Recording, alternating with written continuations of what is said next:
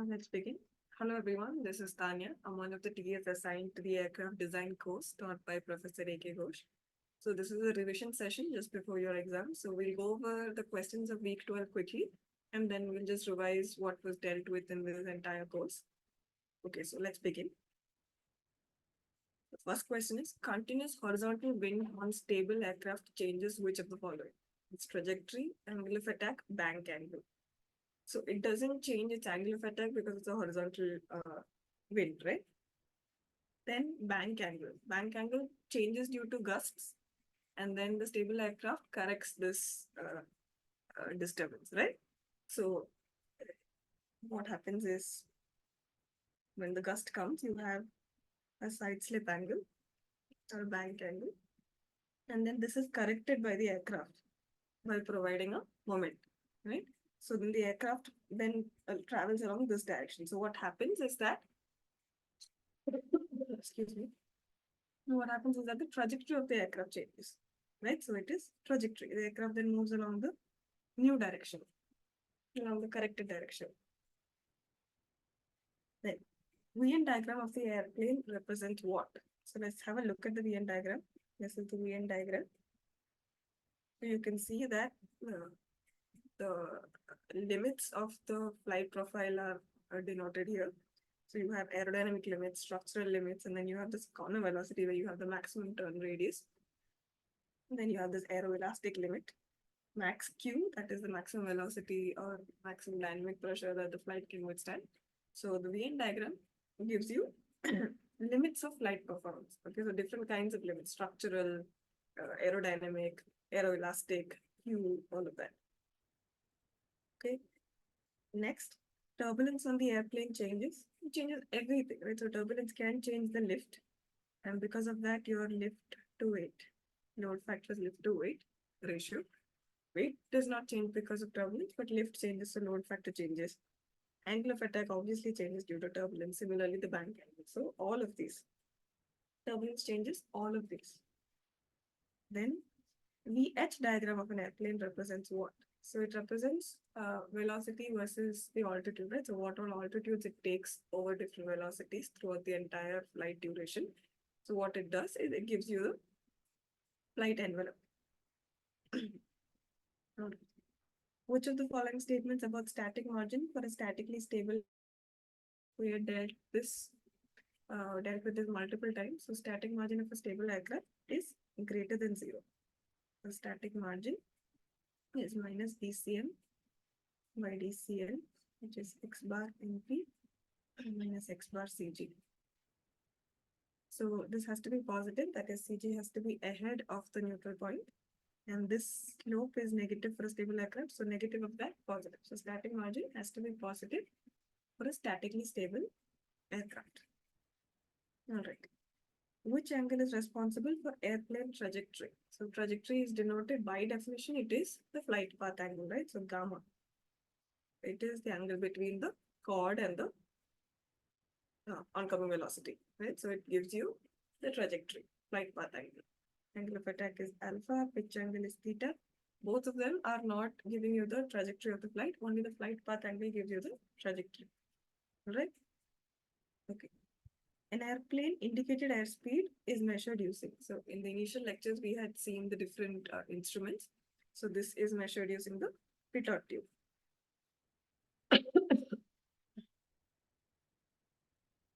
The temperature ratio at 18 kilometer and 19 kilometer is. So now let's look at the standard atmosphere. This again we had seen in week 1 or week 2.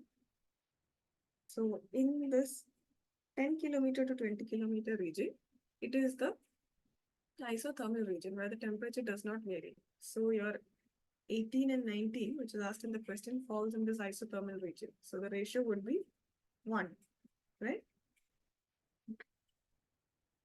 For an aircraft, stall velocity for cruise is 25 meters per second, and during maneuver, the load factor is 4. The stall velocity during maneuver will be. We had done a similar question, so let's just take the first stall velocity, Vs1, is 2W by S rho CL max. This is 25 meters per second. Now, during maneuver, lift by weight becomes N. So lift equals NW. Therefore, Vs2 is 2 NW by S by rho CL max. That gives you root of N by into Vs1. That is root 4 into 25. That gives you 50 meters per second. So answer is 50. Correct? Alright. Next question. If aircraft is in straight level flight, cruise with a lift of 30,000 Newton, then what will be the value of net rolling moment? Consider ideal conditions such as no wind, gust, or turbulence. So it says straight level flight, which is nothing but your trim condition. At trim, what happens? Summation of all forces equals 0 and summation of all moments equals 0. So the net rolling moment will be 0. This is by definition, right? Okay. So now let's have a revision of the concepts that we've studied. Okay. First thing that we had seen is the difference between the minimum two conditions, right? So two conditions were minimum thrust required, minimum power. Now these are different for propeller and jet. So this is incorrect. Okay, so this is incorrect. So propeller and jet, the two conditions were. Excuse me. Just give me a minute.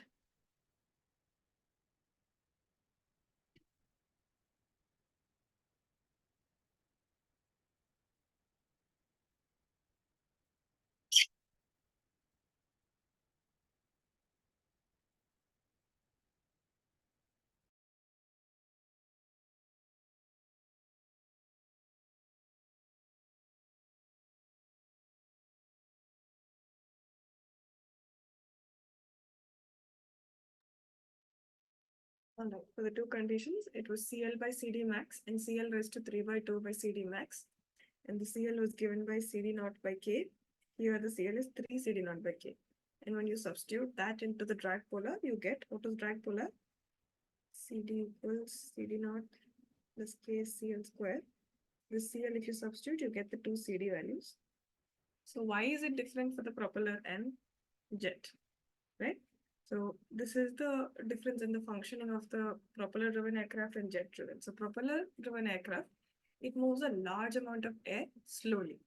What does a jet do? It moves a small amount of air quickly. This is the difference in the functionality. Because of that, what happens? The propeller delivers a constant power, so thrust drops with speed because of your equation. Whereas the turbojet delivers constant thrust, so effective power increases with speed for same throttle.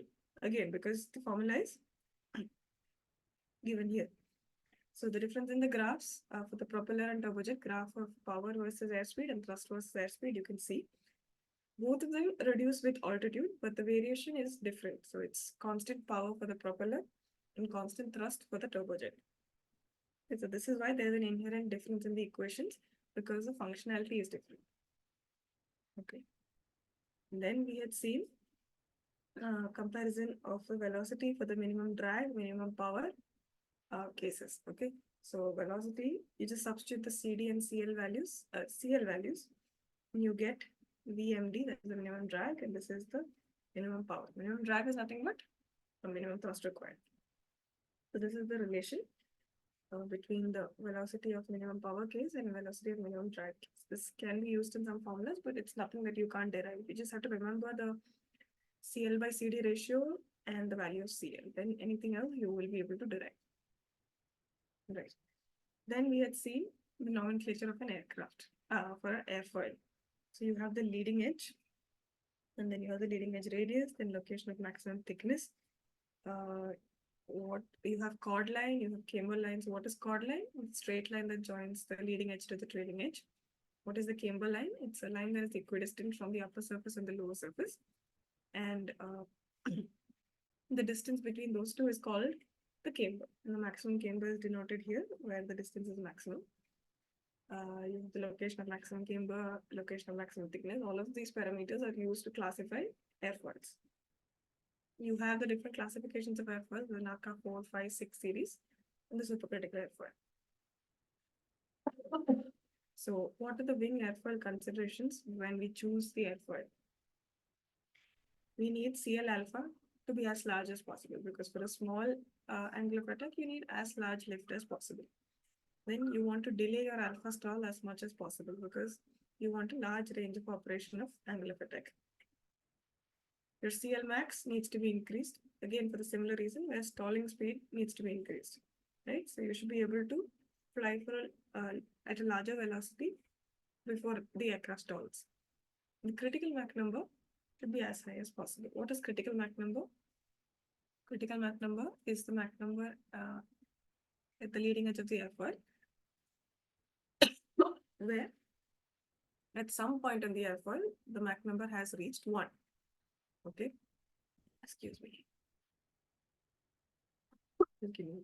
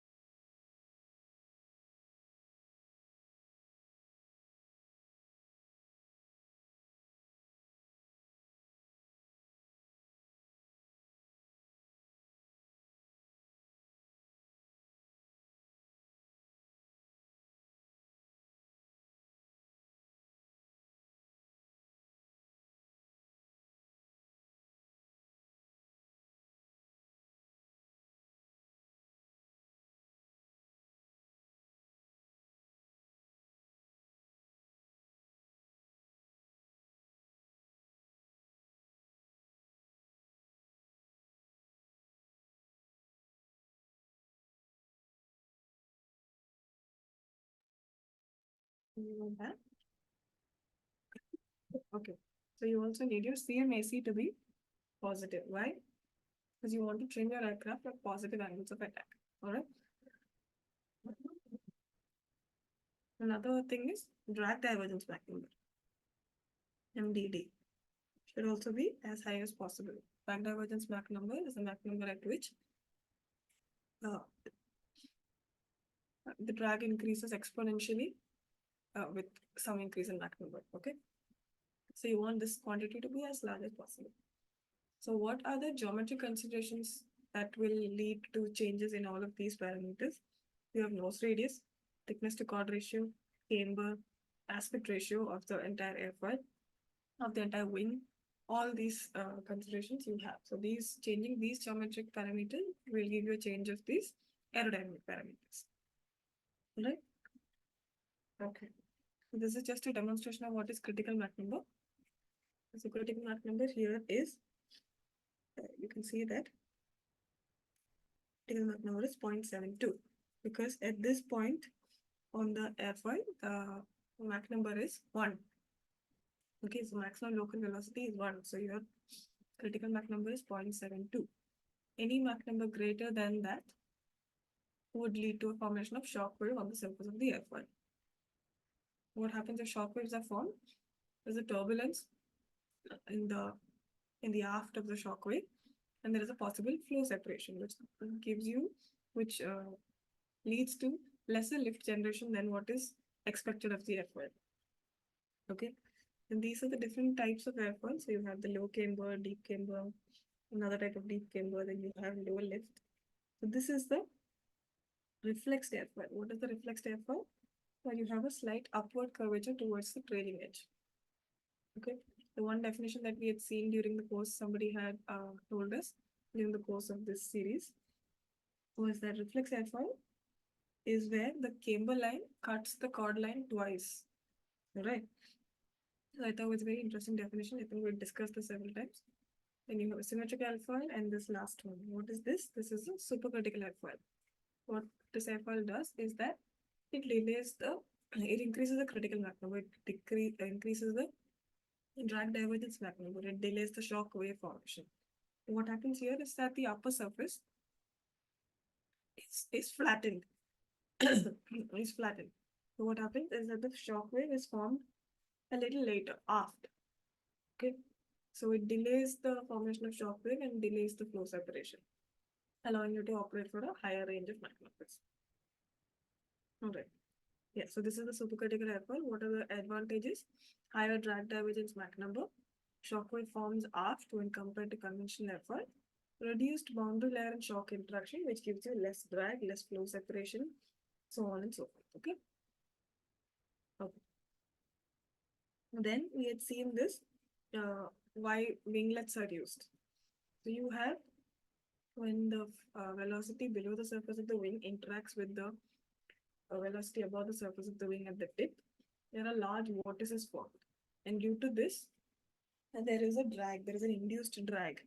Okay, so due to this, the lift generation capabilities are reduced. What we do is we introduce winglets on the tips. What happens here is that the two velocities on the upper surface and the lower surface, they gradually interact with each other. And so the vortices formed are much smaller in magnitude, and hence the drag produced is much less. So this is the main reason for downwash. So winglets reduce the downwash. You can see that without winglets, your vortices are large. When you introduce winglets, the vortices magnitude becomes very small. All right, good. Then we had seen how the pressure profile varies with change in angle of attack. So central pressure is the point at which all the aerodynamic forces and moments act. But the problem with central pressure is that it changes with angle of attack. You can see here that. So here the central pressure is the center of the pressure distribution. Okay. Oops. So here somewhere here. When I reduce the angle of attack, it moves behind. When I increase it further, it moves towards the leading edge. So central pressure keeps changing across the flight duration with the change in angle of attack. This makes it inconvenient for us to do any analysis. It makes it very difficult to do the analysis of lift and drag. So we came about a point called aerodynamic center. What is the aerodynamic center? It is the point at that is independent of angle of attack. It remains constant. Okay. The pitching moment is independent of angle of attack. Okay. So this is just a variation of CP with angle of attack. This is another similar graph to show the variation of center of pressure or the pressure distribution with change in angle of attack.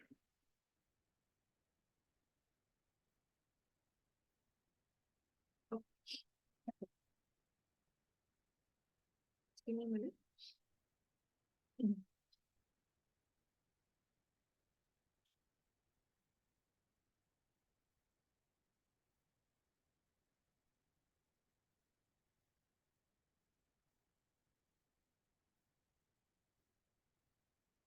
All right. So for a wing alone case, so if your flight has just the wing, then you have aerodynamic center. Aerodynamic center we just discussed. It's the point that is independent of angle of attack, where pitching moment is independent of angle of attack. With a stable aircraft, your CG has to be ahead of the aerodynamic center. Here you can see that the CG is ahead of the aerodynamic center. Hence, this configuration is stable. All right. Now we introduce another aerodynamic surface called the tail. So when the aerodynamic surface tail is introduced, you have two aerodynamic centers, one of the tail and one of the wing. And then you have one of the whole airplane. So the aerodynamic center of the aircraft is called neutral point. This is the neutral point. So for an aircraft with multiple aerodynamic surfaces to be stable, the CG of the aircraft has to be ahead of the neutral point. So you can see initially, this is where the AC was, if it was just the wing alone condition. Now we have introduced another aerodynamic surface, and this aerodynamic center of the entire aircraft is pulled backwards, right? It's coming towards the neutral point. So if I introduce an aerodynamic surface ahead, this thing would have moved ahead. The aerodynamic center, the neutral point would have moved ahead. But when I'm introducing something behind, it is being pulled backwards. Now we can see if I introduce a canard. So aerodynamic center was first here. Now it is pulled forward because you have an aerodynamic surface introduced ahead. All right. Okay. Then we had seen aerodynamic center calculation. So just a few formulae. Aspect ratio is B squared by S. Taper ratio is CT by CR. These questions will not be asked in the exams. This is just for your understanding. Okay, CT by CR. mean aerodynamic chord is given by this formula. YMAC is this. And if you have multiple geometric surfaces, let's say if you have something like this here, right? So you have two C bars. What do? You take their weighted average. The C bar will be S1 C1 bar plus S2 C2 bar by S1 plus S2. Similarly, for aspect ratio or any such quantity, okay, so you can take aspect ratio is also equal to S1 AR1 plus S2 AR2 by S1 plus S2. This is the weighted average. So you can find the aspect ratio of the entire uh, wing with varying cross sections. Okay. And then we started looking into the stability concepts. This is for the longitudinal static stability. So static stability is the initial tendency of the aircraft to go back to equilibrium. The aircraft is initially flying at some angle of attack. It is subject to some gust. The tendency of the aircraft to go back to the original angle of attack, go back to the equilibrium condition, is called static stability. So if it has a tendency, it is called statically stable. The equation is Cm is Cm naught plus dCm by d alpha into alpha. The only condition for static stability is that dCm by d alpha should be less than 0. Just give me a minute.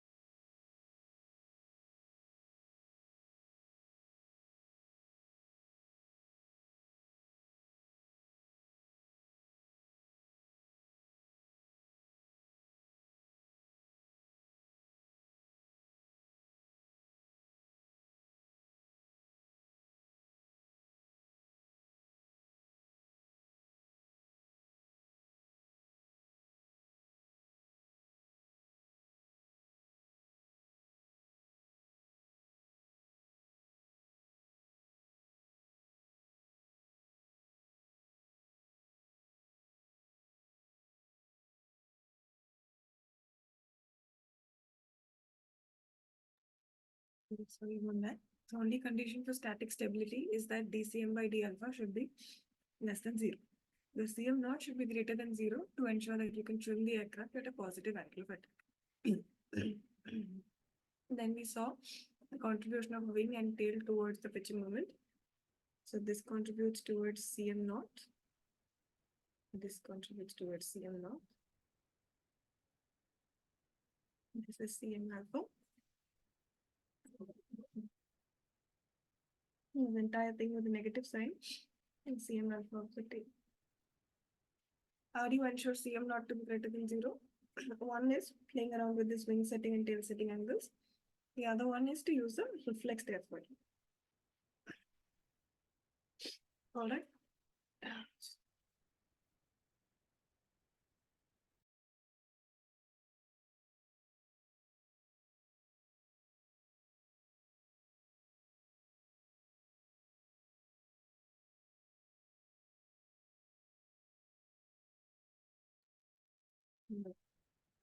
Then we saw what the neutral point was. It is the CG location at which Cm alpha is 0. So basically, it's the aerodynamic center of the entire aircraft.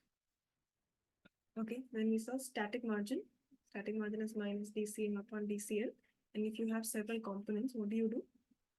Static margin is minus dCm upon dCl of the wing minus dCm upon dCl of the tail minus dCm by dCl of the fuselage, so on and so forth. Okay, so whatever is given to you, you can just go on adding it like this.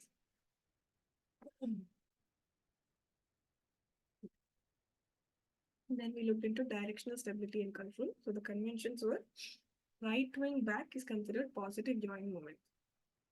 Okay, and relative velocity on the right is considered positive side slip angle beta. Okay, so this is positive beta. Okay, then deflection of rudder to the left. This is positive delta R. For static directional stability, what we need is that C and beta should be greater than 0. In the previous case, longitudinal stability, you had C and alpha is less than 0. Here you have C and beta is greater than 0. So what factors contribute towards this? A vertical tail, a swept wing. All of these contribute towards C and beta greater than 0. And then we look into lateral stability and control. Here the convention, right wing down is considered positive roll. And for the control surface, right aileron up, left aileron down is considered positive rolling moment. Okay. And for static lateral stability, the only condition is that CL beta, actually CL beta. Yeah, so CL beta is less than 0. So CM alpha should be less than 0. CM beta should be greater than 0. And CL beta should be less than 0. What factors contribute towards this? Vertical tail, high wing, and low wing with a dihedral. And then we saw these definitions of downwash, VH, and CL alpha, relation between the wing, 3D case, and the effort.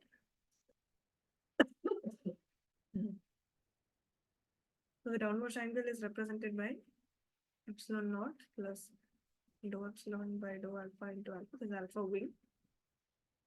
So your epsilon naught is given by this quantity, and d alpha by d alpha, d epsilon by d alpha is given by this quantity. You need to ensure that all quantities here are in radians or per radians, only then the formula is valid. So the equation for vertical tail volume ratio is ST by S, LT by C bar. LT is the momentum, which is XAC tail minus XCG. Then you have the relationship between 3D wing and 2D airfoil. Here again, make sure that the terms are in per radians. Then you have delta E required. How much do you have to deflect your elevator to trim the aircraft at different CLs? This is the graph between delta E required and CG. Okay, as CG and CL, sorry, so delta E required and CL. And as CG moves towards neutral point, so at this point, CG is neutral point, the slope keeps reducing until it becomes 0.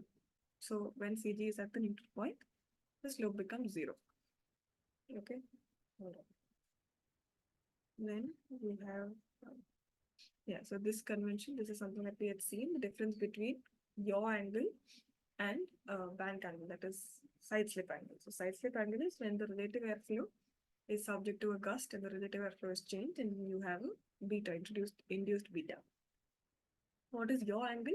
Yaw angle is the angle between the fuselage reference line and some reference azimuth, some reference axis. Okay. Alright, so do not confuse these two angles. Okay, now let's do a question. Read the data given here.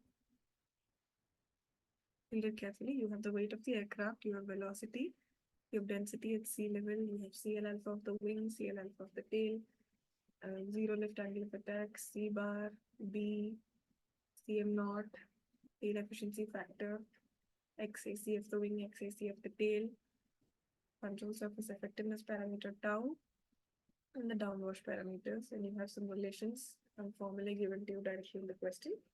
Now let's look at the questions. The location of neutral point in meters above fixed wing UAV from the above fixed wing UAV from the leading edge of the wing. So you'll have to derive the equation for neutral point and then substitute all the values. So you have to derive x bar np or xnp. Try doing this and then we'll do it together.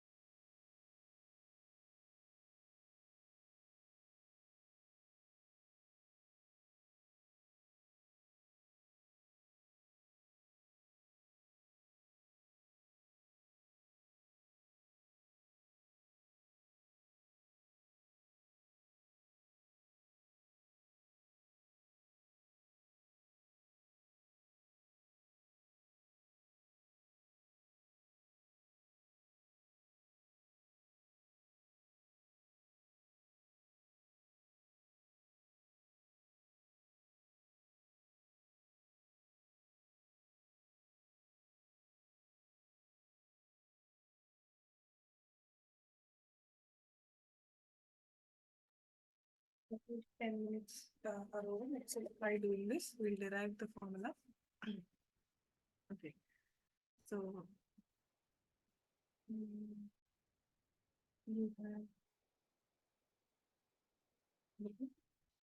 you have CG, you have neutral point,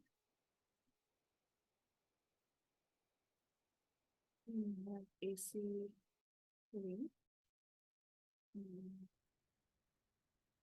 excuse my cold body, you have AC tail. So this is X AC wing, this is XCG, this is XMP, which we have defined, and this is XAC tail. So now let's try to find out the equation. So NCG is lifted the wing into the moment arm, and then minus lifted the tail into the moment arm, and we have a plus MAC wing and minus MAC tail, but then M is a symmetric effort, so MAC tail is 0. Divide both sides by half rho v square S C bar to non-dimensionalize the terms. So then what do you get? You get Cm is equal to Cl into x bar Cg, where x bar is nothing but xCg divided by C bar. Okay, and then you have Cv plus Cm plus C of the wing minus St by S. Eta tail is Vp squared by V on the wing. So the velocity seen at the tail is different from the velocity seen at the wing due to downwash and all such components.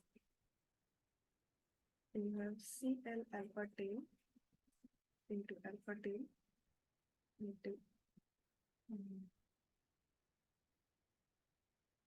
x bar Vc tail minus x bar Cg,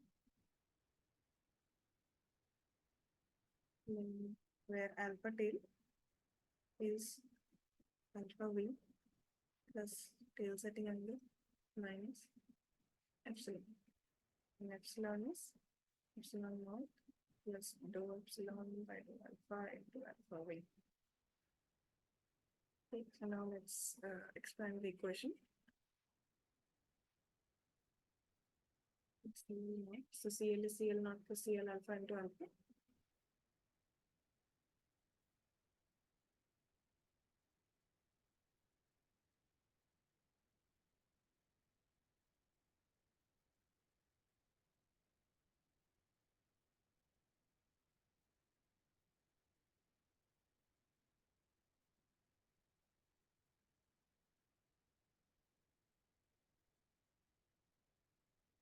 C by S, eta tail,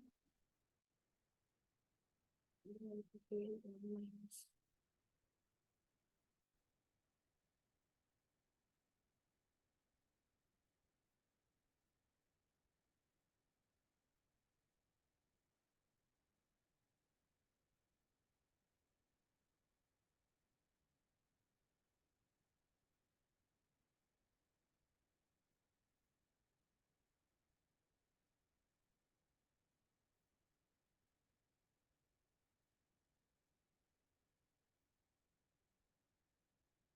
right. So Cm is expanded as Cm naught plus Cm alpha into alpha wing. And for neutral point, so at Cg equal to NP, Cm alpha equals 0. So let's do that. Cm alpha and Cm alpha into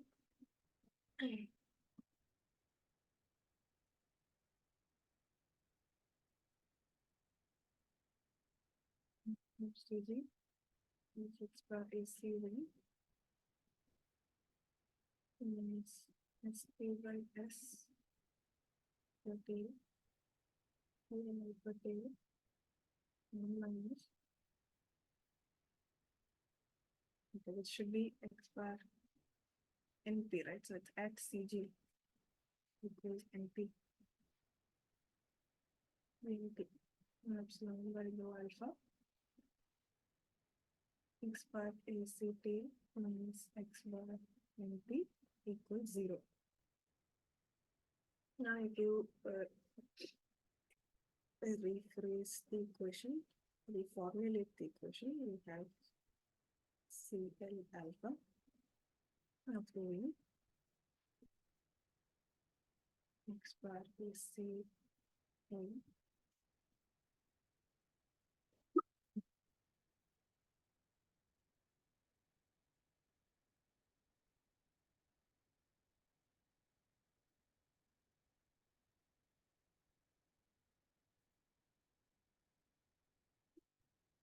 CL alpha x2 by S theta tail CL alpha tail. So this is something like a weighted average. Just give me a minute.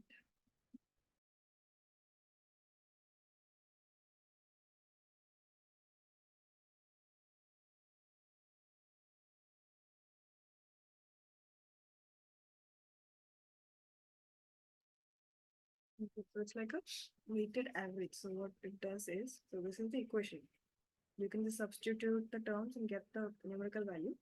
But when you try to do this, you should remember that it's like a weighted average. So you have weight 1 by x bar AC wing plus weight 2 plus x bar AC tail. Maybe you have the canard, you have weight 3 by x bar AC C, and then divided by weight 1 plus weight 2 plus weight 3.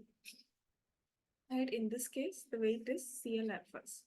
So you have x bar NP is CL alpha of the wing, x bar AC wing plus ST by S eta tail 1 minus 2 epsilon by rho alpha x bar AC tail. So divided by the entire CL alpha of the aircraft. So what is the CL alpha of the aircraft? You have CL alpha wing plus ST by S eta tail 1 minus dou epsilon by dou alpha. Yeah, so this is it. CL alpha tail. There should be CL alpha tail here. Okay, so you can just substitute the terms here and get the numerical value. We won't do that now. Next question. What is the total lift curve slope of the UAV per radian? So that is this. Again, substitute the terms and you'll be able to get it. Next question. The static margin of the UAV. Static margin is what? Is minus DCM by DCL.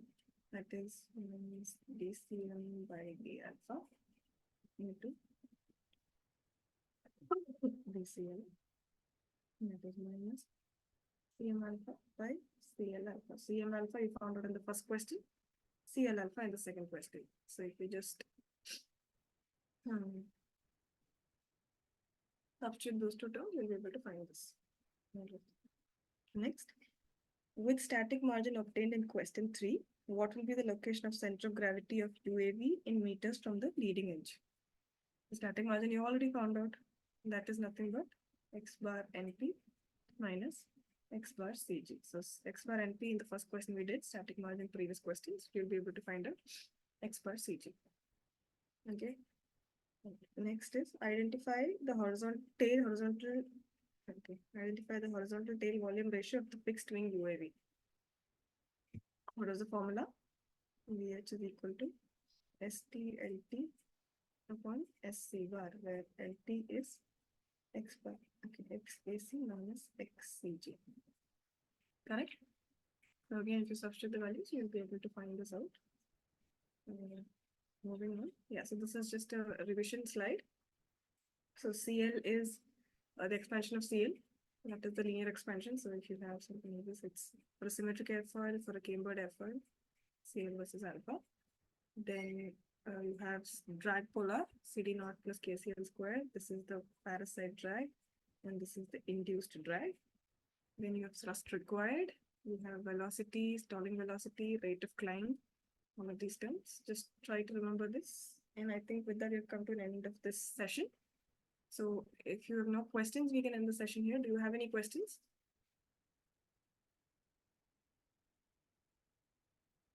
All right, if there are no questions, we'll end the session here. All the very best for your exams.